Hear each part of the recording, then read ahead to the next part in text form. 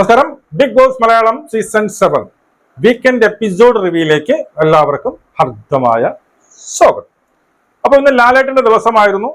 ലാലേട്ടൻ ഏറ്റവും കൂടുതൽ എല്ലാവർക്കും ഏതാണ്ട് എനിക്ക് തോന്നുന്നു ഷാനവാസിനും അനീഷിനും ഒക്കെ നല്ല രീതിയിൽ ഫയർ ചെയ്തിട്ടുണ്ട്. ഏറ്റവും കൂടുതൽ ഇന്ന് ലാലേട്ടൻ ഫയർ ചെയ്തത് മറ്റാരുമല്ല, അത് ഷാനവാസിനെ തന്നെയായിരുന്നു. തൊണ്ട ഇടറി ഒരു വേള പൊട്ടിക്കരഞ്ഞു പോകും എന്നൊരു സ്ഥിതിയിലായിരുന്നു ഷാനവാസ്.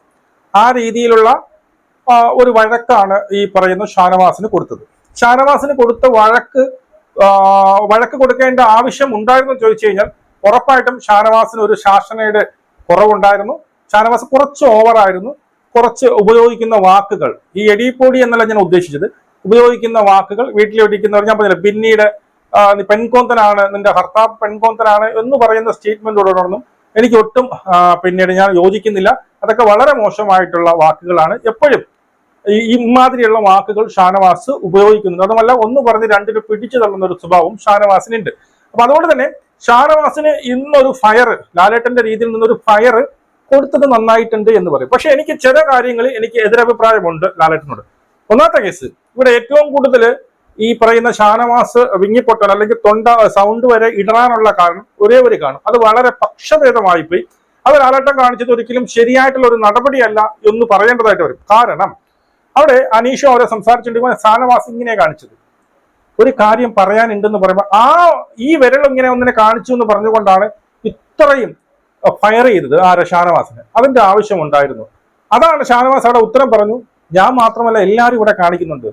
അപ്പോൾ ഷാനവാസ് പൊട്ടാനുള്ള കാരണം, ഷാനവാസിന്റെ തൊണ്ട ഇടറാനുള്ള കാരണം, ഷാനവാസ് കരച്ചിലിന്റെ വക്കത്തോട് എത്താനുള്ള കാരണം ഈ ഒരു പക്ഷപാതമാണ്, ഈ ഒരു പക്ഷഭേദമാണ്. കാരണം മറ്റ് എല്ലാവരും, അത് വളരെ ലാലേട്ടൻ എനിക്ക് മനസ്സിലായില്ല, എനിക്ക് അതിനോട് ഒരു തരത്തിലും ന്യായീകരിക്കാൻ പറ്റില്ല. കാരണം അവിടെയുള്ള എ ടു ഇസഡ് പേര് ഇതിങ്ങനെ ചെയ്യുന്നുണ്ട്. എപ്പോഴും 24 മണിക്കൂർ ഇങ്ങനെ പൊക്കിക്കൊണ്ടിരിക്കുന്നത് ഈ പറയുന്ന ആര്യനാണ്. എന്താ പപ്പുമോനെ പിടിക്കാൻ വയ്യായിരുന്നു?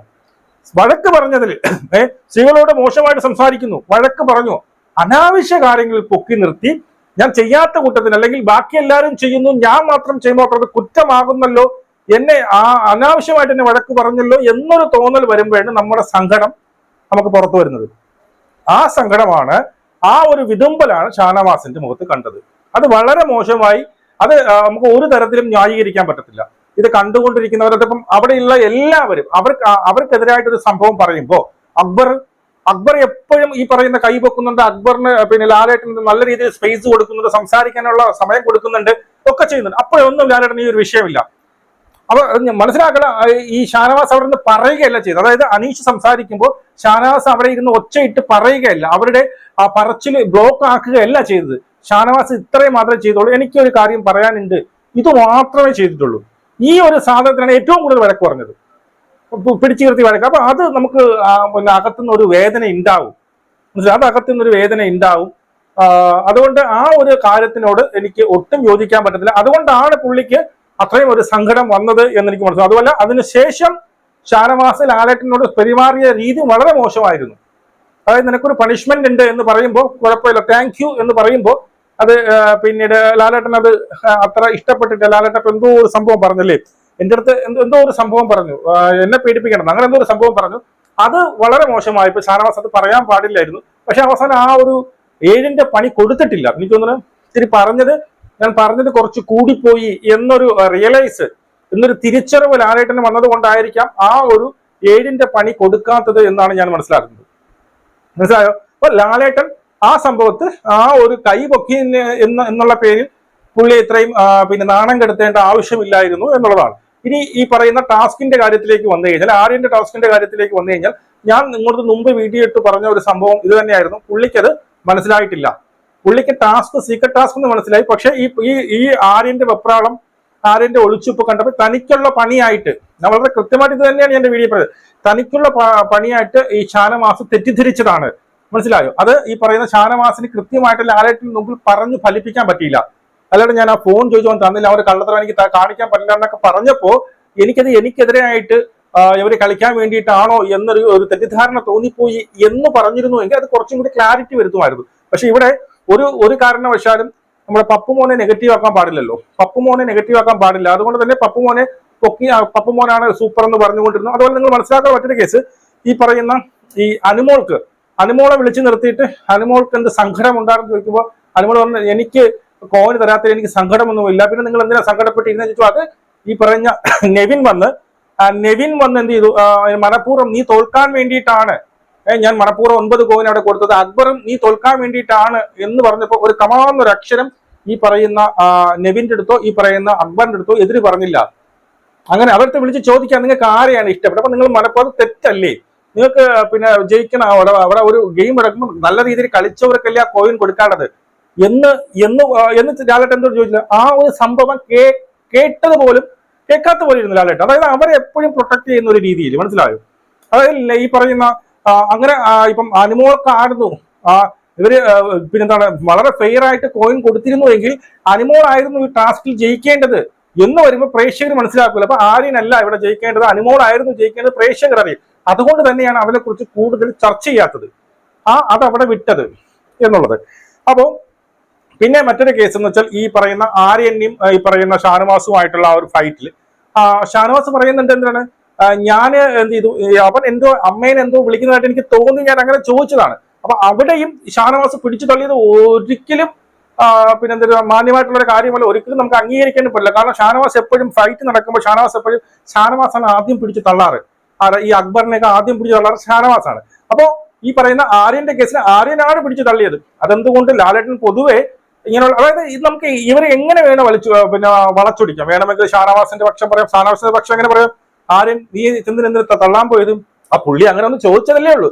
ലാലേട്ടൻ പറഞ്ഞു ഇപ്പം ലാലേട്ടനെ ഷാനവാസിനെ വെളുപ്പിക്കണം, അല്ലെങ്കിൽ ഷാനവാസിന്റെ ഭാഗത്താണ് ശരി എന്ന് വരുത്തി തീർക്കണമെങ്കിൽ ലാലേട്ടൻ ഇങ്ങനെ ചോദിക്കാം, പുള്ളി അങ്ങനെ എന്റെ അമ്മേനാണോ വിളിച്ചത്, ഡൗട്ടല്ലേ പുള്ളി നിങ്ങൾക്ക് ഒന്ന് ചോദിച്ചത്, അപ്പൊ നിങ്ങൾ ഇതെന്തിനാ കയറി, നിങ്ങൾ അത് തന്നെ വീണ്ടും വീണ്ടും പറഞ്ഞുകൊണ്ടിരുന്നത് എന്തിനാ, നിങ്ങൾ ഇതിനെ ആദ്യം പിടിച്ച് തള്ളിയത്, നിങ്ങൾ ഒരാളെ പിടിച്ച് തള്ളുമ്പോൾ അതിന്റെ റിഫ്ലക്ഷൻ ഉണ്ടാവത്തില്ലേ, അപ്പൊ നിങ്ങൾ തള്ളുമ്പോൾ അങ്ങനെ അവരെ ട്രിഗറായി പിടിച്ച് തള്ളിയതല്ലേ. ഇങ്ങനെ ലാലേട്ടൻ പല പ്രാവശ്യം പറഞ്ഞിട്ടുണ്ട്. അതാണ് ഈ ബിഗ് ബോസ് ക്രൂ, ആരെ വെളുപ്പിക്കണം. ഒരിക്കലും അവിടെ ഈ പറയുന്ന നമ്മുടെ പപ്പുമോനെ അല്ലെങ്കിൽ നമ്മുടെ ഈ പറയുന്ന ആര്യനെയും ഒരിക്കലും അവിടെ ഒരു ബാഡ് ആയിട്ടുള്ള ഒരു സംഭവം കൊണ്ടുവരാൻ വേണ്ടിയിട്ട് ശ്രമിക്കത്തില്ല എന്നുള്ളതാണ്. ഓക്കെ, അതൊക്കെ അവിടെ നിൽക്കട്ടെ. ഷാനവാസിന് വഴക്ക് കൊടുത്തത് 100% ശരിയാണ്. ഷാനവാസിന് ആ വഴക്കിന്റെ ആവശ്യം ഉണ്ടായിരുന്നു. പെണ്ണുങ്ങളോട് വളരെ മോശമായാണ് പെരുമാറുന്നത്, പെണ്ണുങ്ങളും ഈ പറയുന്ന വീട്ടിലിരിക്കുന്നവരെ വിളിക്കുന്നു എന്നുള്ള കേസൊക്കെ പറയുന്നത് വളരെ മോശമാണ്. പക്ഷേ കൈപൊക്കി എന്നുള്ള പേരിൽ ഷാനവാസിനെ ശാസിച്ചത് അല്ലെങ്കിൽ വഴക്ക് പറഞ്ഞത് വളരെ മോശമായിട്ടുള്ള ഒരു സംഭവം. അതൊരു എന്താ പറയുക, ഒരു പക്ഷപാതമായിട്ടാണ് എനിക്കതിൽ തോന്നുന്നത്. അതുകൊണ്ടാണ് ഷാനവാസ് കരച്ചിലിന്റെ വക്കോളം എത്തിയത്. ഇനി അടുത്ത നമ്മുടെ കള്ളനായ അനീഷ് കള്ളം നമ്മളെ സംബന്ധിച്ച്, ഞാൻ കള്ളമാണ് പറഞ്ഞത്, എന്നെ ഒരു 10-12 ദിവസം മുമ്പ് എനിക്ക് കോള് വന്നിട്ടുണ്ടായിരുന്നു, ഞാൻ പറഞ്ഞത് കള്ളമാണെന്ന് എന്തായാലും സമ്മതിക്കാതിരിക്കാൻ ഒരു നിവൃത്തിയുമില്ല. അതാ പക്ഷെ സമ്മതിക്കാതിരിക്കാനേ ലാലേട്ടൻ വന്ന് ഇനി തെളിവ് കാണിച്ചു കൊടുക്കൂ എന്നുള്ള പേടിയിൽ അങ്ങനെ ഏറ്റവും നമ്മൾ സത്യസന്ധനായ സത്യം മാത്രം പറയുന്ന പിന്നീട് ഈ പറഞ്ഞ എന്താണ് കർഷകനായ പിന്നീട് എഴുത്തുകാരനായ വളരെ വളരെ പാവപ്പെട്ട കോമളറായ ഞാൻ കള്ളമാണ് പറഞ്ഞത് എന്ന് അവസാനം അനീഷ് സമ്മതിച്ചു എന്നുള്ളതും ഇവിടെ എടുത്തു പറയേണ്ട ഒരു കാര്യമാണ്. പിന്നെ അതിനുശേഷം ഇവിടെ നടന്നത് ഈ പറയുന്ന ആദിലയും ഈ പറയുന്ന നമ്മുടെ ഷാനവാസിന്റെ ഒരു വിഷയത്തിൽ, ഷാനവാസ് അടിച്ചത് കൊണ്ടല്ലേ നിങ്ങൾ ഒന്നും മിണ്ടാതിരുന്നത്, മറ്റുള്ളവർ അടിച്ചത് നിങ്ങൾ കയറി ഫയർ ചെയ്യുമായിരുന്നില്ല, അതെന്ത് അങ്ങനെ ചോദിക്കുമ്പോൾ അത് ആ ക്വസ്റ്റ്യൻ എനിക്ക് മനസ്സിലായില്ല സത്യം പറഞ്ഞത്. അതായത് അത് ആദില് പറയുന്നുണ്ട്, ഇപ്പൊ അനുമോളായാലും ഇപ്പം അവളുടെ പാർട്ട്ണറായ പിന്നെ നൂറ ആയാലും ഷാനവാസ് ആയാലും അടിച്ചു കഴിഞ്ഞാൽ അപ്പോഴത്തെ ഒരു ദേഷ്യം ഉണ്ടാവും, പിന്നെ ഞാൻ സുഹൃത്തല്ലേ എന്ന് പറഞ്ഞ് അങ്ങ് വിടും. അതുപോലെ ആയിരിക്കുന്നില്ലല്ലോ അനീഷ് അടിച്ചു കഴിഞ്ഞാൽ ഫയർ ചെയ്യും. അതിപ്പോ അങ്ങനെയാണല്ലോ. അത് എങ്ങനെയാണ് മനസ്സിലായില്ല എനിക്കത്. കൂട്ടുകാരാകുമ്പോൾ അടിക്കുമ്പോഴേക്കും നമ്മളത് സോൾവ് ആക്കി വിടും. അതൊരു കുറ്റമായിട്ട് കണ്ടത് എങ്ങനെയാണെന്ന് എനിക്ക് മനസ്സിലാവുന്നില്ല. അതൊരു കുറ്റമായിട്ട്, അതായത് അനീഷ് ആണെങ്കിൽ നിങ്ങൾ ക്ഷമിക്കത്തില്ല, ഒരിക്കലും ക്ഷമിക്കത്തില്ല. വേറെ ആരായാലും അവരെ ക്ഷമിക്കത്തില്ല. അതൊരു കുറ്റം എങ്ങനെയാവും? നമ്മുടെ ഫ്രണ്ട് ആയതുകൊണ്ട് നമ്മൾ ക്ഷമിക്കത്തില്ലേ? എല്ലാവരും അങ്ങനെയാണല്ലോ. ഫ്രണ്ട്സുകളാണെങ്കിൽ ക്ഷമിക്കും. ഇപ്പൊ ഈ പറയുന്ന അക്ബറും ആര്യനുമാണ്. അക്ബറിന്റെ അടുത്ത് അക്ബറിനെ അടിക്കുന്ന ആര്യനാണെങ്കിൽ ചിലപ്പോൾ അക്ബർ ക്ഷമിക്കും. ആ സമയത്ത് അനുമോളാണെങ്കിൽ അടിച്ചെങ്കിൽ ക്ഷമിക്കൂ. ആ സമയത്ത് ഷാനവാസാണെങ്കിൽ അടിച്ചതെങ്കിൽ അക്ബർ ക്ഷമിക്കും. അപ്പൊ ആ ഒരു ക്വസ്റ്റ്യനും എനിക്ക് അങ്ങോട്ട് റിലേറ്റ് ചെയ്യാൻ പറ്റില്ല. അതും ഈ പറഞ്ഞ മനസ്സിലായില്ലേ, എന്തോ മനസ്സിൽ വെച്ചൊക്കെ സംസാരിക്കുന്നതായിട്ടാണ് എനിക്ക് തോന്നിയത്.